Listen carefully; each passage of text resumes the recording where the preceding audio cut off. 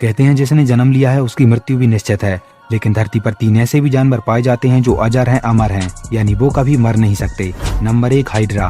पानी में रहने वाला ये जीव कभी मर नहीं सकता।